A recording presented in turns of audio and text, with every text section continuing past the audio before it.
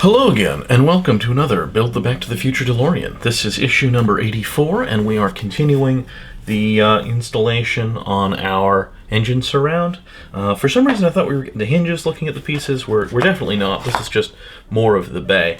There are about 20 screws in this kit, so this is more than the last several. Mostly plastic, not exclusively. So I'm going to go ahead and open this up, get started.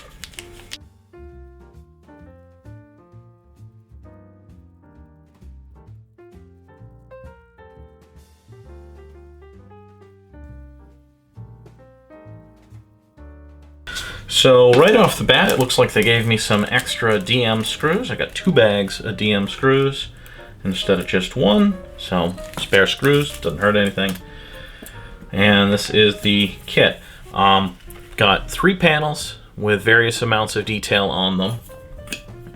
One of them we have to basically attach everything to. It's blank, and it gets this like extra round piece and a tank that we're going to build attached to it. So that's the first thing we're going to do is get that put together.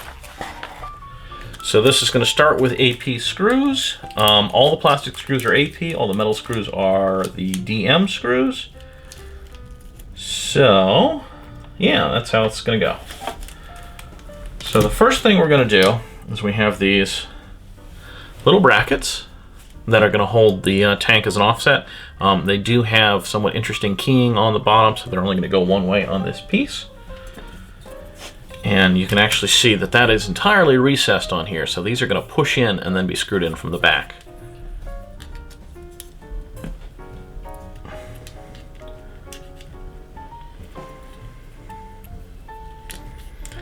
So yeah, the 2 brackets are the same, they just go like that.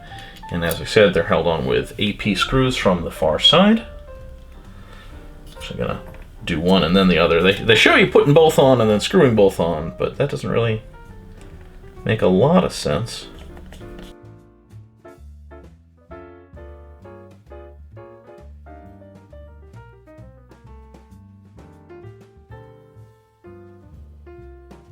Okay, so that is our couple of brackets installed. So the next thing to do is to build the tank that those brackets are going to support. The tank comes in 2 pieces. The book actually labels this one the front with the screw holes in it, but the way it's installed, it's the inside. You can't see it. And then the other one, and those tabs are where it attaches to the brackets I just put on. So these 2 halves just go together and are held together with 2 more AP screws.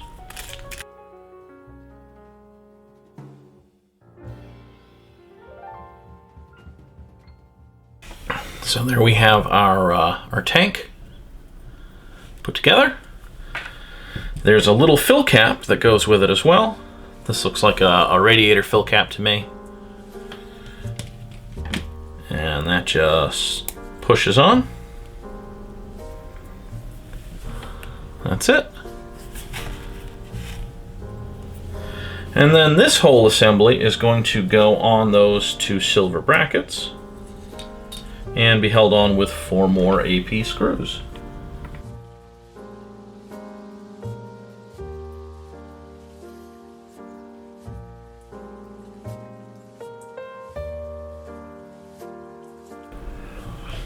So there is the tank attached to the panel,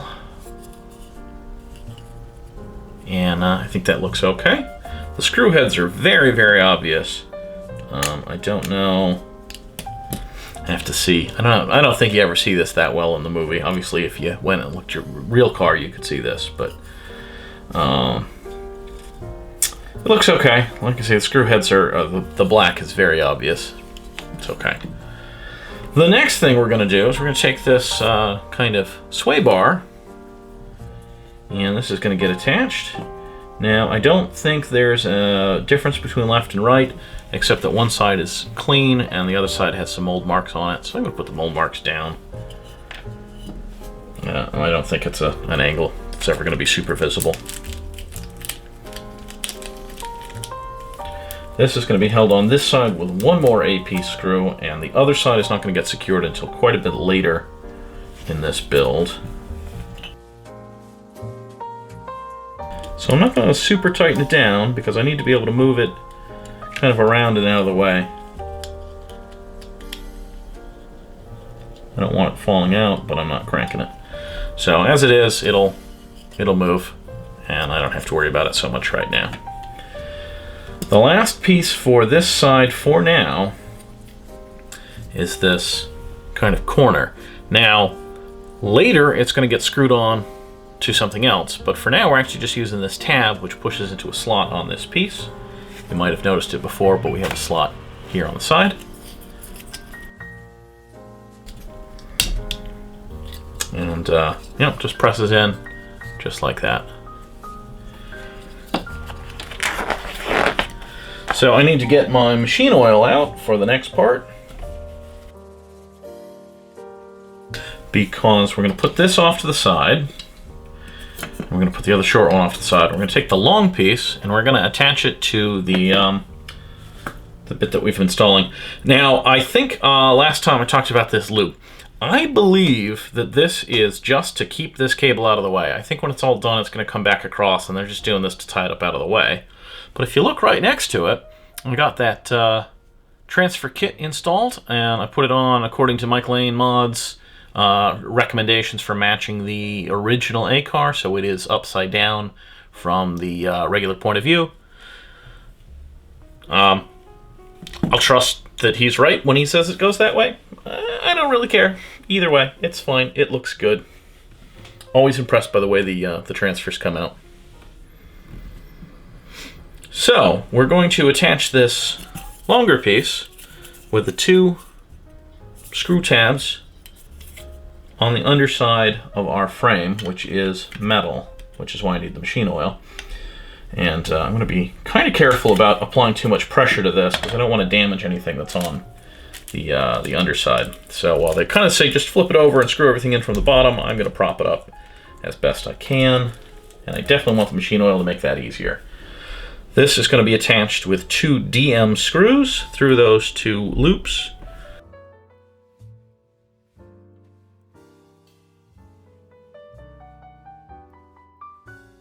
Okay, so that piece goes on like that, forms the back of the bay, depending on your point of view. This is the rear of the car. This will be the front of the car up this direction. So it's the forward side of the bay, but it's behind the engine. How you want to think about that. I'm calling it the back, but that's a convention. It's the forward end of the engine bay. The next piece is going to be the other detailed sidewall that we didn't build. That goes on the same way. 2 more DM screws from the underside. Yeah, see that this piece was trying to pop apart. So that's, again, I don't want to apply too much pressure to these things because I don't want any pieces popping off. Now, just to clarify for myself, this one is going on what is the left, the driver's side of the car. So over here with the red cylinders, the last piece is going to go on the side with the green tubes.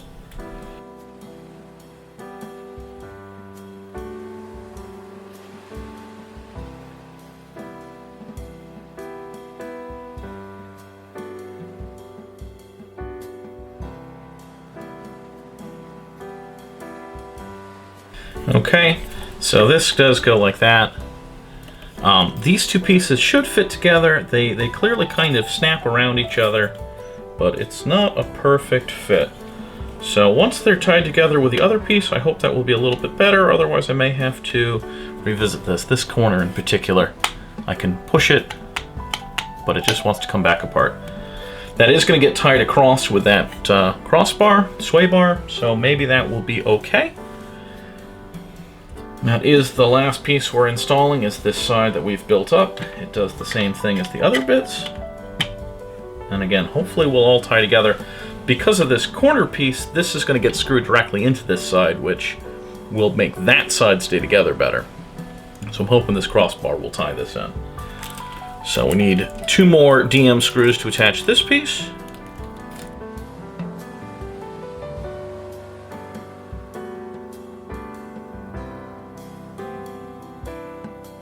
I'm doing this slightly out of order. I hope it doesn't matter. I may have to, I'm going to leave these 2 screws loose. They wanted me to put AP screws in the back here first to tie this together, so I'm just going to get these in slightly.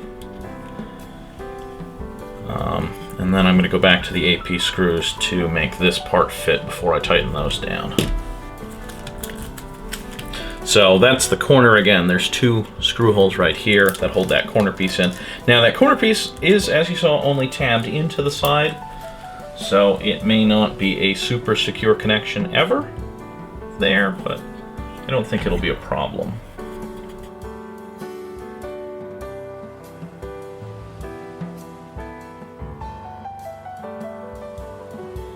Yeah, those screws definitely hold this corner together better. I had to squeeze it in place a little bit to get it there, but it definitely helps. And I think this crossbar will help this last piece. So I'm going to go ahead and tighten up the 2 DM screws that I left loose. Okay, and we can flip this over. And again, we're going to get this last AP screw in to hold this crossbar. And hopefully that will resolve my fairly minor complaint with this corner. I got other complaints with some of these fit, but we'll see how it all looks in a moment.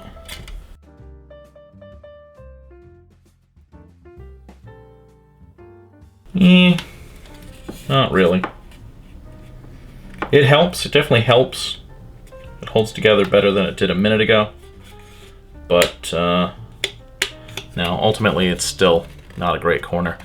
So I may have to come back and do something about that. There's also some gaps that you can see. I don't know how well they come through on camera, but you can see all around the edges. It might be fine in the car. The problem is this is plastic. If this was metal, I think this would all hold, but the plastic flexes and it just lets it all kind of fit back. So, oh well, that's not the end of the world. That is the engine surround mostly assembled at this point. Like I say, I think we're getting to the point where this is going to go in the car. Didn't look at next week's issue yet. The parts seem to indicate, oh, I think we're probably bridging the front of this next week. And then the whole thing will fit in the car. Then, let's see, anything else? So, showed you that. Again, I think this is going to ultimately get unlooped from that. I don't think that's a permanent loop.